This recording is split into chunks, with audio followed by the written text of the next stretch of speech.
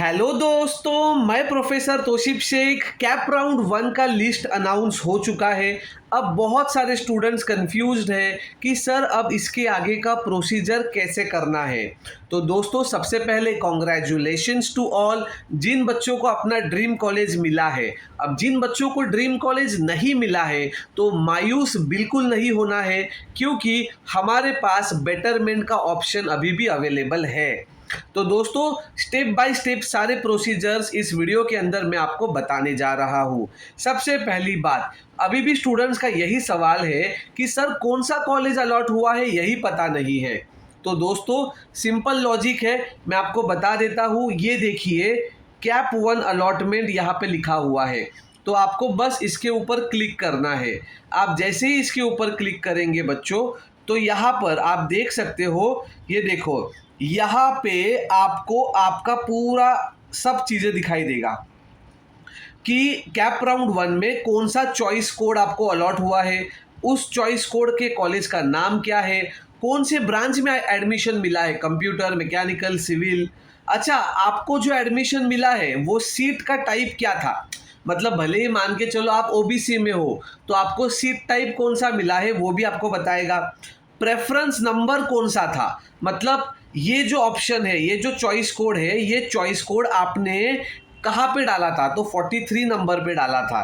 तो दोस्तों, ये आपको पता चल गया। अब इसके बाद, अब दोस्तों, क्या आपको ये कॉलेज लेना है या नहीं लेना है, ये कैसे पता चलेगा। तो दोस्तों, इसके लिए अब आपको क्या करना है, ध्यान से सुनना। अब आपको इसके ऊपर क्लिक करना है, update seat acceptance status. Okay, अब दोस्तों ध्यान से सुनना। इसको करने के लिए आपके पास कितना समय है, तो आपको ये जो भी चीज़ें हैं ये आपको करना है 23 तारीख तक। कब तक? 23 तारखेपर्यंत दुपारी 3 वाजेपर्यंत तुम्हाला हे ऑनलाइन करायचं आहे। ठीक है, तो दोस्तों अब इसके ऊपर क्लिक करो। जो अभी मैं कर रहा हूँ ना, ये आपको करने के लिए लास्ट टाइम है 23 तारीख। देखो यहाँ पर लिख कर आ रहा है ऊपर, आप देख सकते हो। ये देखो, अगर आप इसको रीड करोगे ना, ये देखो, ये देखो, ये देखो, यहाँ पे देखो आ रहा है ये देखो, ये वाला, यस, ये देखो, कैप राउंड 1 स्टार्टेड 21 से 23 3 वाजेपर्यंत, आणि खालचं आहे त्या कॉलेजला जाऊन विजिट करायचं 5 वाजेपर्यंत। तो ये किसके लिए है, ये सारी बातें मैं आपको बताने जा रहा हूँ। अब दोस्तों ध्यान से सुनना। अब आपने जैसे उसके ऊपर क्लिक किया तो आपको ये टोटल 3 स्टेप्स है, इसको फुलफिल करना होगा। सबसे पहला है candidate self ARC for data and documents verification, इसके ऊपर क्लिक कीजिए। अब दोस्तों, आप जैसे ही इसके ऊपर क्लिक करेंगे तो आपके सामने आपको आपने जो भी रजिस्ट्रेशन के वक्त जो भी डॉक्यूमेंट या जो भी माहिती अपलोड की थी, वही एक बार आपको वापस वेरीफाई करना है। बाबा एकदा परत चेक करा, बराबर आहे ना। तो यहाँ पर देखो, यहाँ पर लिख कर भी आ रहा है बच्चों कि इस बच्चे को BR हरने कॉलेज लगा है कैप राउंड 1 में। ओके, अब दोस्तों आगे चलते हैं। ठीक है, अब हम लोग आगे चलते हैं। यहाँ पर ये देखो, यहाँ पर सबसे पहली बात आपको ये डेटा एंड डॉक्यूमेंट्स वेरीफाई करने हैं। आपका कैटेगरी SCBC है क्या, तो करेक्ट। अभी आपके आगे आपका कैटेगरी लिख कर आएगा, अगर नहीं तो नॉट करेक्ट पे क्लिक करो। बट अभी इनका बराबर है। 10वीं में मैथमेटिक्स में इतना मार्क्स था, साइंस में इतना मार्क्स था, फिर से इंग्लिश में इतना मार्क्स था, एग्रीगेट इतना परसेंटेज था, लड़का है, मेल। ओके, अब दोस्तों ये होने के बाद डॉक्यूमेंट्स। अब दोस्तों, जो डॉक्यूमेंट्स आपने अपलोड किए थे, तो ये आपने वापस से वेरीफाई किए हैं क्या। अपलोड तो किए हैं, देखो अपलोड किया है तो ग्रीन टिक आया है। तो क्या आपने 10वीं का मार्कशीट अपलोड किया है, आपने चेक किया, तो वेरीफाई डॉक्यूमेंट, यस। अब कोई बच्चा बोलेगा नहीं मुझे एक बार देखना है, तो ये जो व्यू लिखा है ना, इसके ऊपर आप क्लिक करोगे तो वो डॉक्यूमेंट ओपन होके सामने आ जाएगा। ठीक है, अब दोस्तों फिर से ये diploma examination marksheet, birth certificate, caste certificate, non creamy layer, फिर से बर्थ सर्टिफिकेट। उसके बाद अब दोस्तों इसके पास देखो कास्ट वैलिडिटी नहीं था, तो उसने रिसिप्ट डाला है, तो रिसिप्ट अपलोड किया है। उसके बाद हम लोग प्रोसीड टू नेक्स्ट पे क्लिक करेंगे। Are you sure all have verify and checked all the information and documents, yes. अब दोस्तों आगे चलते हैं। अब उसके बाद दोस्तों ये देखो, उसका स्टेप 2 आ गया, इम्पॉर्टेंट इंस्ट्रक्शंस। इसको बहुत ही अच्छे से रीड करना है बच्चों। ये देखो, इसको बहुत अच्छे से रीड करना है। यहाँ पर क्या क्या लिखा है, other than first preference allotted but self freezed bye candidate who have been allotted seat other than the first preference given by the candidate।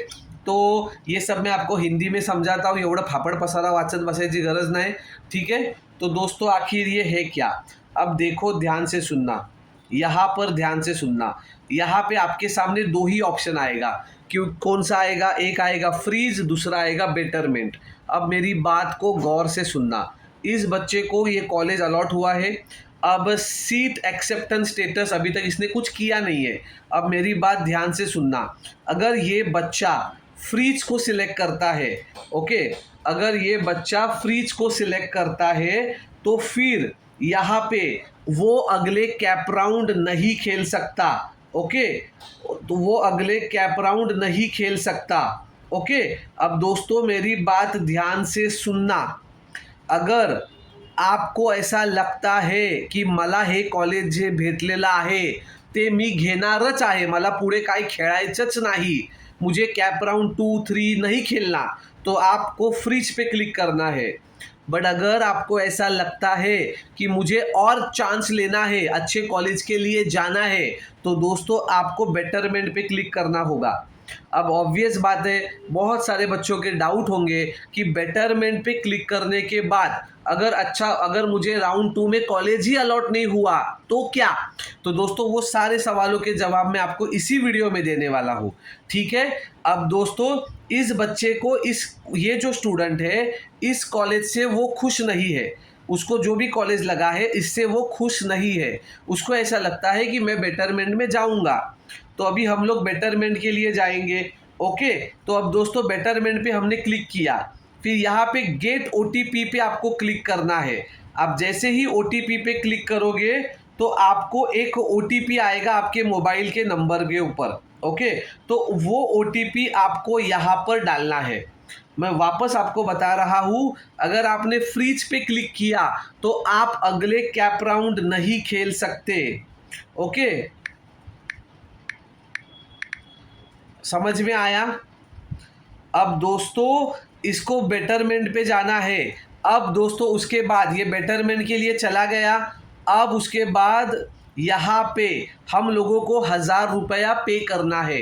ये 1000 रुपया सभी बच्चों को पे करना है, चाहे आप ऑटो फ्रीज हो, सेल्फ फ्रीज हो या बेटरमेंट हो, ओके। अगर आपने फ्रीज किया तो भी 1000 करना है, नॉट फ्रीज किया तो भी 1000 करना ही है, आणि हे तुम्हाला करायचंच आहे। जर तुम्ही हे नाही केलं तर जे लागलेलं कॉलेज आहे ते कॉलेज निघून जाईल, ओके। अब हम लोग पे नाउ पे क्लिक करेंगे।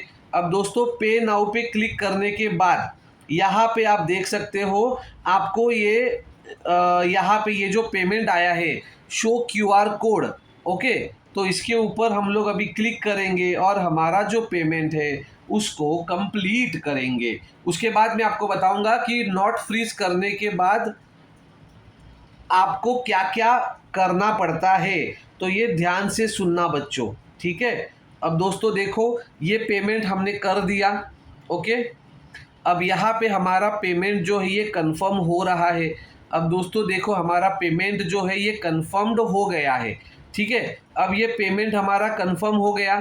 अब इसके बाद हमें क्या करना है, इसके बाद यहाँ पे आप देखो, ये देखो आपका ये वर्जन बन के तैयार हो गया। अब इस बच्चे ने क्या किया है, इस बच्चे ने नॉट फ्रीज पे क्लिक किया है। अब मेरी बात ध्यान से सुनना, मेरी बात ध्यान से सुनना, मैं क्या बोल रहा हूँ। इस बच्चे ने नॉट फ्रीज पे क्लिक किया है, पेमेंट 1000 रुपया भर दिया है। जर तुम्ही नॉट फ्रीजला क्लिक केलं तर तुम्हाला ह्या कॉलेजला व्हिजिट करायची गरज नाही, कळतंय का।